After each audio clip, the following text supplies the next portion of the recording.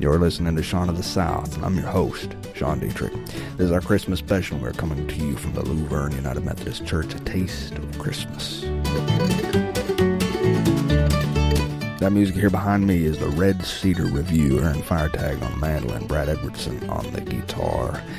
My special musical guest this week is Alex Barnett, classical guitarist and prodigy on 6 strings.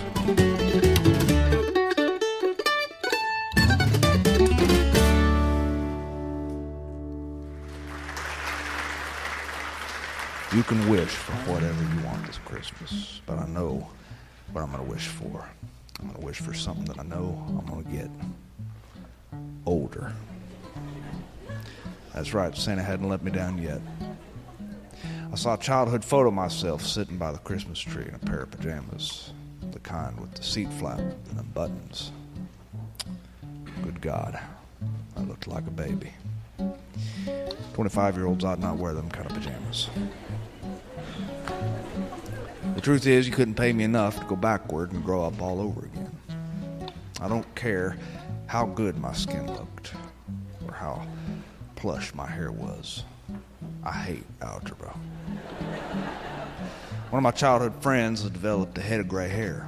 I saw my buddy after about 20 years, and it's funny how silver hair can change someone altogether. He is not the same man he used to be. That rambunctious, dark-headed joker who once landed me in jail for exactly one night, who slept like a log while I hummed the Folsom Prison Blues. That man has vanished. He is now a financial advisor who drinks the kind of wine I can't pronounce. The name of his wine is Boucher or something or other. Whenever he tells a lie, I always yell, "Oh, that's total Boucher." The truth is, I believe age makes people better. I really do. I think it helps cure the deadly affliction of youth, which some folks spend a lot of money trying to sustain. Therefore, I hope Santa makes my crow's feet a little deeper this year. Maybe a little more arthritis would be nice. I hope he keeps altering the way I pile on body fat and making my body grow in unnatural ways. I enjoy watching the numbers on the scale climb for no discernible reason. And maybe Santa can bring me a good fiber supplement this year. Perhaps some Velcro shoes. But for God's sake, Santa, please hurry, because I am not getting any younger.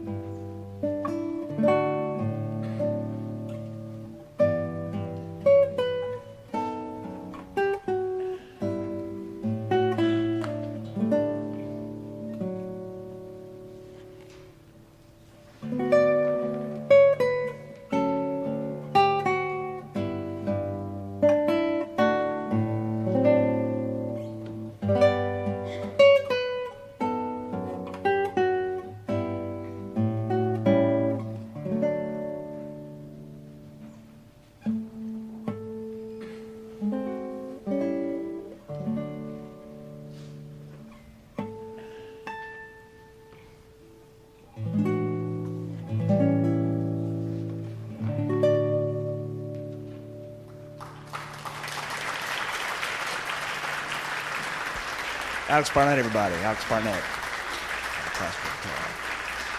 That was, let's see if I can get this right, El Noir de la Marée, which roughly translates into the very, very fat chicken. No, it really means the mother of the child. One more for you from Alex Barnett. This is his arrangement of Silent Night.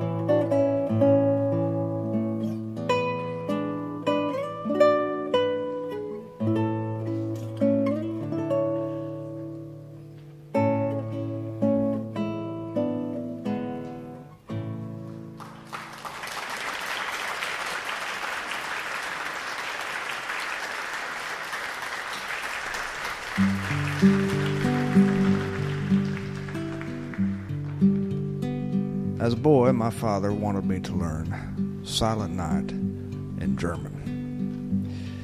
It was the silliest thing I'd ever done in my life. The words made absolutely no sense. But our family comes from German descent, and he had to learn it when he was a boy. After all these years, I've never forgotten the lyrics. Stille Nacht, heilige Nacht, alles schlaft, einsam wacht, nur das traut dich auf heilige Pacht, Chaldach Navin, lokigem Pacht, schlaft in himmlisch schlaft in himmlisch Silent night, holy night, shepherds quake at the sight, glory streaming from heaven above, angels singing hallelujah, Christ the Savior is born, Christ the Savior is born.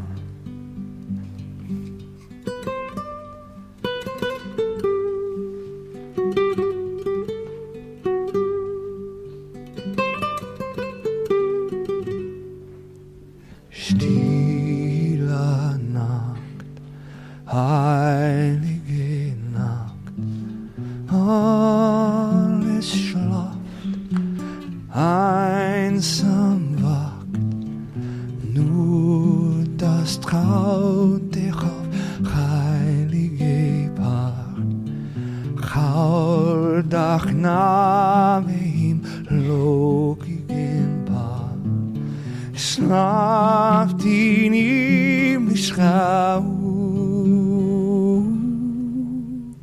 Christ the Savior is born. Christ the Savior is born.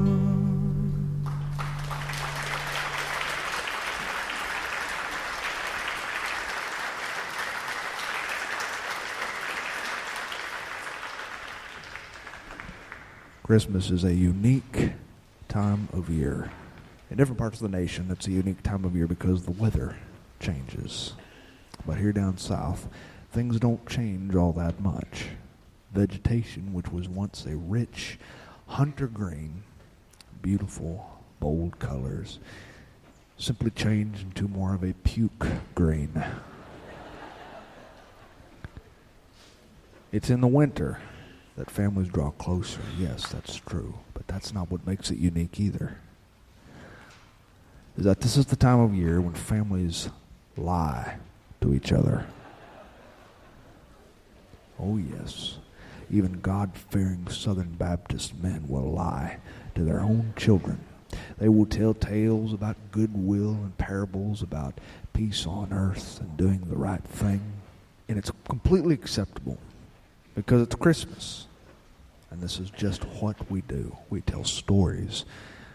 Julia Sanders, she was asking her older brother, Eldon, about Santa Claus. Eldon's 10 years old. Compared to a 6-year-old, he has had an entire lifetime of wisdom accumulated. She asked him about Santa Claus, and Eldon said, "Oh, Santa Claus, of course. You know, Santa Claus is in the Bible, I think, somewhere around the book of Leviticus.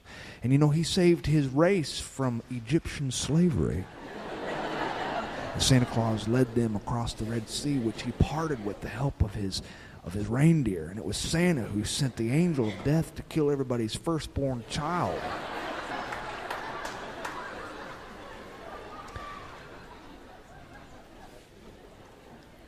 And little Julia Saunders was terrified, completely terrified, and she shared this with her 3rd grade class. And she shared it the day before Sam Andrews showed up for his annual Santa Claus visit. Santa visits the elementary school every year and has been doing this since the early 1950s. The baton was passed off to Sam Andrews when he turned 26 years old, and he's been dressing up as Santa Claus ever since. But Julia Saunders told her entire class about Santa Claus and the angel of death. And when Sam Andrews walked in that classroom, he saw 48 third graders scream like babies. It's at Christmas that you have to lie when you see your family members. You lie about all sorts of things. It's not vicious lies, they're just life lies. You lie about being happy to see people you really would rather not see. And this we learn from a very, very, very young age. You pretend to like Aunt Eula's kisses. You pretend to enjoy Cousin Sylvia's Jell-O casserole. You choke down Granddaddy's homemade liver pate that he's kept in the freezer since last Christmas. Or you tell your people, the people who haven't seen you in a long, long while, you tell them you're loving your own life, you're loving your job, you're loving everything about living. And even if it's not true, you still say it. At least, that's what Murray Townsend did. Murray drives a truck, but he hadn't always driven a truck. His whole life has been one long search for contentment. He lost his father when he was just a little boy. And boys without fathers have this curious predicament they find themselves in. They don't have a trade that they inherit from their fathers. They don't have a set of skills that they inherit from their fathers. Fathered boys learn how to fix things. They learn how to change their own oil. They learn how to deer hunt and how to clean a fish. But Murray Townsend didn't learn any of these things. It was just him and his mother. His mother, who had seemed like an elderly woman for as long as anyone could remember. She was one of those women who just seemed to age 100 years after Murray's father died. Murray tried to open his own landscaping business. Boy, that was a joke. People wanted things done on time. Murray just couldn't seem to get things done. Murray moved very slow. He always had moved slow. He talked slow. He thought slow. And he even ate slow. Long ago, when he was in the high school, he would be the last person to leave the high school cafeteria every day. That's how slow he moved, but he tried these jobs. He tried all sorts of jobs. He tried working at a fine dining restaurant outside Birmingham. He moved up there to do it. He thought this would be his new career. He thought about going to culinary school to become a chef. But it didn't work out. Chefs have to be too high-strung, and Murray was anything but high-strung. He operated heavy machinery, heavy equipment, but the company had to let him go. One of his favorite jobs was working as a maintenance man for an apartment complex just outside Birmingham. But he didn't repair things up to code. And it was during the event that he was replacing a broken light bulb out of a socket with a pair of needle-nose pliers that he received quite a shock. It was a shock so hard that it knocked him clean off the ladder and landed him on the floor. And the woman who was renting the apartment stood over him and said, "Are you all right?" And he shook just a little bit, the aftershocks from the electrical current which flowed through his body. And he'd set off the fire sprinklers. He was fired the next day. Truth be told, he felt like an incredible failure. He was lonely because he felt like he hadn't found his place in life. It was his friend Michael who got him into truck driving. Now, that's where he was now. It was the best paying, worst job of his life because it was lonely. Truck driving is nothing but loneliness on 18 wheels. And he wasn't built for loneliness. Days on end, and he wouldn't talk to a single person for an entire week. But this is what fatherless boys do. They find themselves grappling and searching for some kind of life occupation. If they'd been taught to clean fish or hunt deer like other boys, maybe they wouldn't go through this kind of crisis, but that's not the way life works. There was no time for friends or family. He was just too busy trying to get a shipment to Phoenix or L.A. or Portland on deadlines. One night he drove along the highway. It was 3 days before Christmas, and he was driving, listening to holiday music on the radio. It was Bing Crosby, Nat King Cole, and Dean Martin singing songs that he remembered from his childhood.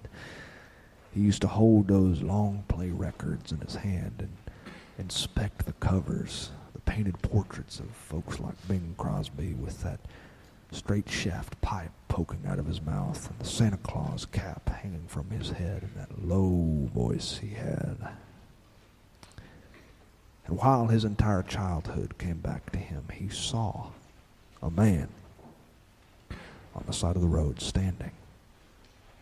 The man was standing in the drizzle, the cold drizzle, and there was a duffel bag by his feet, and he was warming his hands, rubbing them together rapidly, standing beneath a road sign.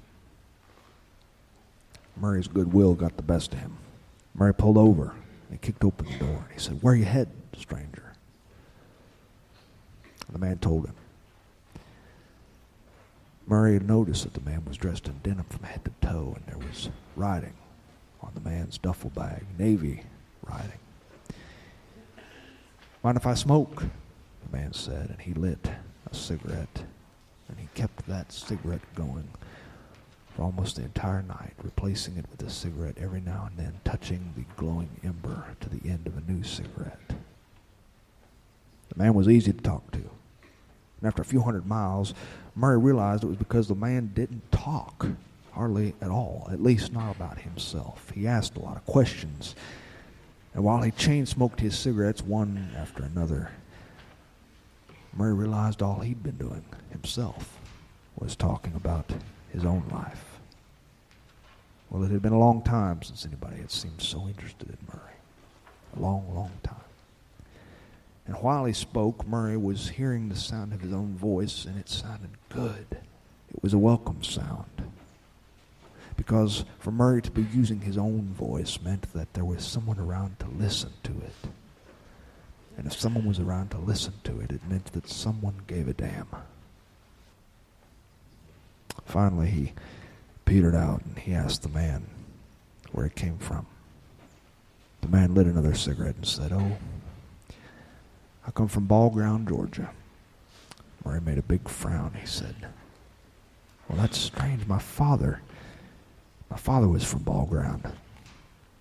"Is that right?" the man said, throwing the old cigarette butt out the window. And then the man told his own story. He talked about serving in the Navy and about working in pulp mills, and he spoke about his young wife who was pregnant and how he was rushing home because she was about to give birth before the holiday. And that's when Murray noticed the man. He noticed him fully. He looked at him in the dim light, and he saw the baby fat that was laying over the sharp cheekbones of the man. And he remembered the image of his own father. My God, Murray thought to himself, it's Daddy, and he's so young. His flesh was hiding the years of age which would soon emerge from his face, the way Murray remembered him. And Murray was almost terrified in that moment. He was only sorry that he couldn't find the words to say, to pull it out of the man, if this man was in fact the ghost of his father. So he just kept driving, and he kept listening, and he didn't say a word. He only listened to how the man spoke, the gentle twist of his words and accent that he inherited from a small Georgia town.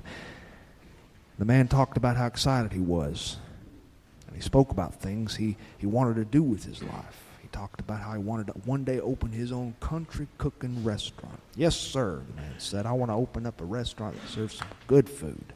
Food like catfish and pork chops and chicken fried steak and collards and creamed corn. And Murray just watched him. He watched him speak. And in a moment, before the man was even finished, the man pointed out the windshield and said, this is where I get off. And it took Murray a few minutes to pull into the exit lane and pull off at the truck stop. When he got there, the man reached into his shirt pocket and he pulled out a $10 bill and he threw it on the dashboard. He said, I know it ain't much, but it'll cover some of my gas. The man kicked open his own door and he stepped out, and Murray stopped him. He wanted to say something to the man. He wanted to say something like, I love you, Dad. Or perhaps, there ain't a day that doesn't go by, Daddy, that I don't think about you, even though I didn't know you as well as I wanted to. But he wasn't sure enough to do such a thing. So instead, as the man walked through the drizzle toward the bright lights of that truck stop, Murray just said, Merry Christmas, sir. Merry Christmas. The man was gone, and Murray sat at that truck stop all night, just in case the man came back. But he never did. Murray got home on Christmas morning, very, very early on Christmas morning. His mother woke up and made fresh coffee and a percolator, and they sat and they talked. And Murray noticed that his elderly mother had decorated their entire home with Christmas trinkets and porcelain dolls of Santa Claus. And just as family was beginning to arrive, his aunts, his cousins, his uncles, he was sifting through the boxes in the guest bedroom. Boxes of old black and white photographs. He found a photograph of a young man standing on the hull of a supply ship, smiling. It was the USS California. He was looking at the camera, smiling with a youthful, innocent face and two little brown eyes that seemed hopeful. Later that day, he talked to his mother about his father. Oh, she told him, you know your daddy always wanted to open a restaurant. Oh, he was a good cook. Chicken fried steak, creamed corn. Oh, it was wonderful. But he never got to. Do you know that when you were born, your daddy hitchhiked clear across America just to see you? And when he arrived, he walked into the hospital and he found the room where the newborns were. And he looked through the glass and he could tell exactly which one you were. He pointed you out from all them babies. Murray wanted to tell her. In fact, he almost told her. But he knew she would have never believed him. He knew that no matter what he said or how he said it, it would have sounded like a blatant lie. He hugged his mother. They looked at the glow of that Christmas tree, and he thought to himself, oh well. Oh well.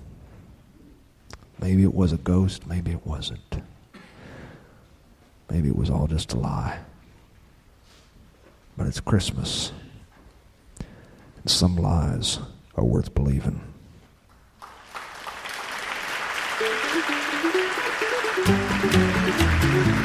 Thanks for listening to Sean of the South. I've been your host, and it has been a pleasure. This was our Christmas special, first ever, and I appreciate you joining us. Hope you join us next week. That music here behind me is the Red Cedar Review from Charleston, South Carolina. Brad Edwardson on the guitar and Fairtag on the mandolin. My musical guest today was Alex Barnett on the classical guitar. And to find out anything more about what he does, you can visit Alex Barnett on Facebook. To find out anything more about what I do, you can visit SeanoftheSouth.com. And while you're there, I hope you drop me a line. I love to hear from my friends. And speaking of friends, dear Santa, you are my friend. And when you arrive on Christmas Eve, could you please throw a quick load in the washer, vacuum a couple carpets, wash a few windows, and please scrub your cookie dishes when you are done. Thanks a lot, your friend, Sean Dietrich. Adios.